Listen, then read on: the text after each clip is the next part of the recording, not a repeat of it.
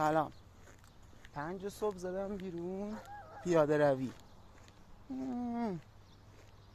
فقط صدای پرنده، خدای آرامش. روز اول من هست، میخوام یه چالش برای خودم بذارم. 365 روز. تو این 365 روزم استوری میخوام بذارم. هر روزی که میام، هر کاریم که میکنم، هر چی که میخورم. شما هم باید منو تحمل کنید. هر کی هم نمیتونه تحمل کنه سیکتیر. خیلی خوبه، چه آرامشی. مشتی